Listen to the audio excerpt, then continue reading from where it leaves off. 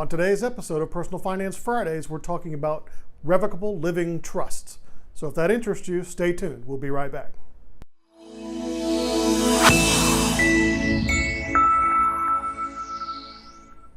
All right, so let's get started with revocable living trusts. First off, let's say up front, this is a fairly short video. There's absolutely no way I could cover everything about the revocable living trust in one video and not have it be several hours long. So let's say that up front, this is just a highlights and a few things you should know about it.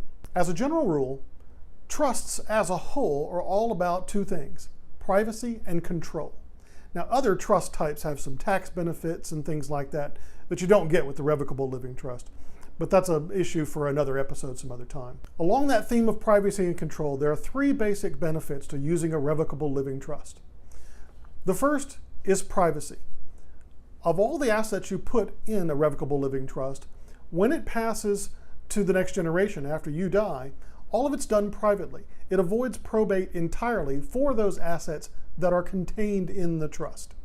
Everything else that goes through a will that gets probated is public knowledge, but anything in the trust is completely private.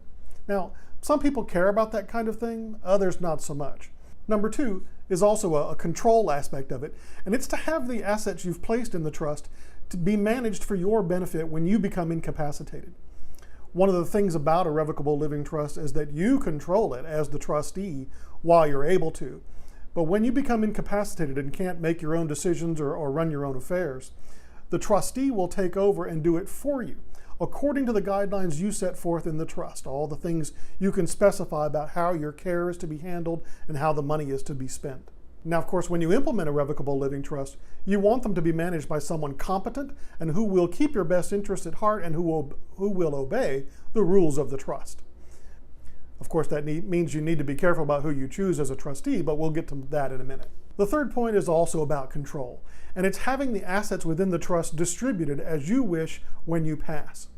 Now, of course, everybody knows you can distribute assets through a will and give them to whoever you want to or have them disposed of however you wish. But through the revocable living trust, you get to do it with a lot more potential strings attached that you can write up as part of the trust document, that the trustee must then enforce and do it according to your will. And by will, I mean your intentions. According to the rules within that trust, they have to do it your way. So who gets what, when, and how, what kind of conditions must be met is all up to you. You get to specify all of that as part of the terms of the trust. Keep in mind, with respect to number two, while you're alive, you're the trustee, generally speaking, and you can do whatever you want with the assets inside the trust, and it's not a big deal.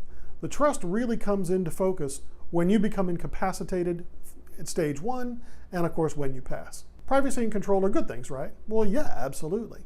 But you have to know up front that you're going to be paying a fee to do it, and there's going to be some hassles involved. What are those? Let's talk about those next. First, privacy. Now, there are certain assets that when you place them in the trust, there's paperwork that goes with it.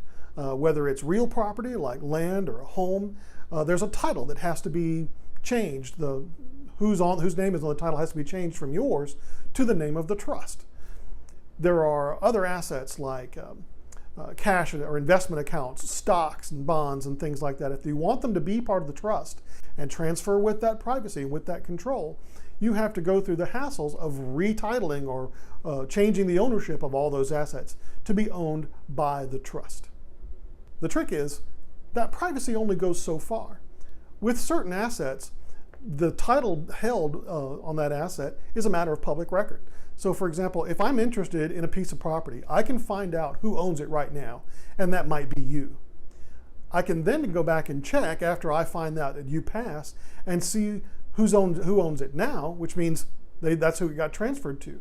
So I can figure out who owned it and who got it before you died and after you died, even though it wasn't a matter of public record as part of the estate. So there's some information I can still figure out whether you like it or not. Other assets, personal property, jewelry, collectibles, all those kinds of things, those will transfer as part of a list of property that you've attached to the trust, and all of that is perfectly private. Second, setting up the trust isn't cheap. There are fees involved. Changing the titles on assets may have fees and things like that. And of course, there are lawyers involved. So enough said about that. Third, putting assets into a trust, a process called funding the trust, is a colossal pain in the backside, and I've referenced that already, but here's the meat of it. When I have to go through and change the title on my house, on my stocks, and on my bonds and investment accounts and things like that, I'm filling out loads of paperwork, I have to get my lawyers involved, I'm paying fees to get this done. It's a nightmare.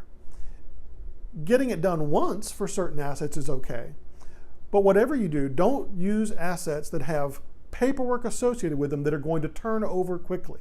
So for example, a car.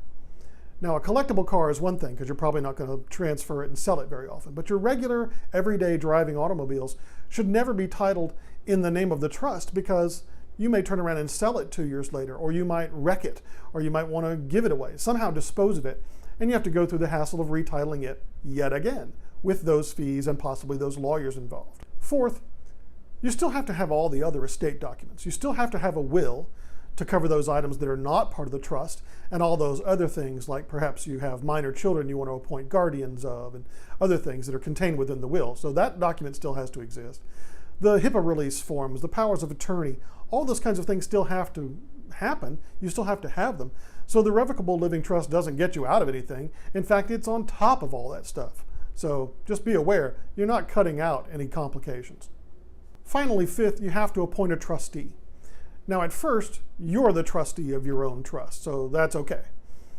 But then you have to appoint a secondary trustee that will take over when you become incapacitated. Now who you choose for that can be, basically be anybody. It can be a spouse or a family member. But the trick is, the trustee must be paid, and they are paid out of the assets from the trust on a percentage basis and annually. Now, if the trustee you choose is a spouse or a family member, they can waive that fee so that the assets don't have to come out and pay them. But you also have to appoint a backup successor trustee or a tertiary trustee that will take over when your secondary trustee either cannot or will not perform the service. And that's typically a lawyer who administers estates or a bank trust department. And those folks don't administer trusts for free. So the fee that you pay as part of those assets that are in the trust could be 1, 2, 3, up to 5% of the value of those assets that the trustees are going to require to pay them to administer it for you. So know that this can be an expensive process and it can drain the assets from the trust a lot faster than you may have intended. Not all asset types can be placed in a revocable living trust. For example, you can't put an IRA account within a revocable living trust. You already own it and there's already a designated beneficiary for it. And you can't change that. So you can't place the IRA itself within the trust. Other state rules have certain conditions of things you can't put in the trust as well. So depending on where you live, there may be things that you're restricted from putting in the trust. Certain life insurance contracts and things like that can't be placed inside the trust depending on what state you live in. You'll want to consult a professional in your state to know what can and cannot go in the trust, and that would be an estate planning attorney in the state in which you live. One last note. A revocable living trust does nothing for you when it comes to estate taxes. So if you're looking for something that would help you avoid paying any kind of estate tax, the revocable living trust is not the place to look. Is a revocable living trust right for you? Maybe, maybe not. But you'll want to consult a professional in your local area who can help you work through what assets you have, whether they can be part of the trust, and whether the kinds of things you want to do with those assets as part of the trust are possible in the state in which you live. All right, that's it for today. Have a great weekend, everybody. Please remember, if you like what you see, click subscribe below. And if you have any requests for topics you'd like us to cover in these videos, please put it in a comment and we'll see what we can do for you. Thanks and have a great weekend.